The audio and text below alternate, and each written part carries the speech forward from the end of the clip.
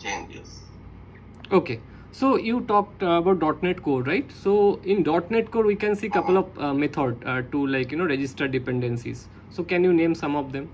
In one of them is like add MVC, then another is like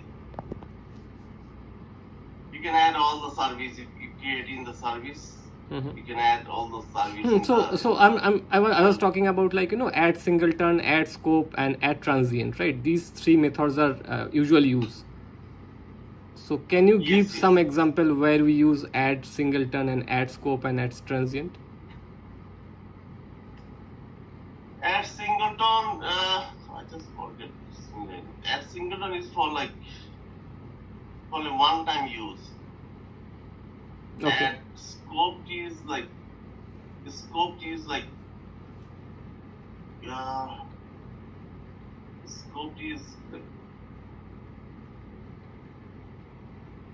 I forget it. Okay, fine.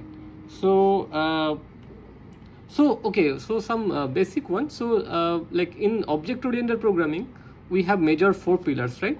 So can you explain any of them with an example?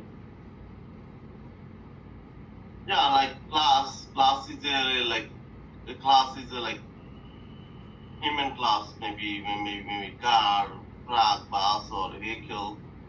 Then class has class object is an instance of a class. Then inheritance is you can derive from one class to another class, from parent class to child class. Then interface is like you have like method signatures. Everything is abstract method. Nothing is implemented. So you have to implement in your in a class actually. Interface gives abstraction. So the abstract class is like you have like some method are implemented, some are abstract. So you have to derive. You have to like inherit it and you have to implement. And then we have like encapsulation, like public, private, protected, internal. Then we have like Okay, I got it.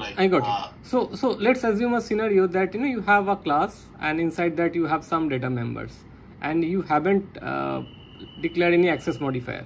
So what will be the default access modifier for the class and for those variables or maybe data members? Default access modifier will be the class has the constructor class names. The same name will be the constructor name.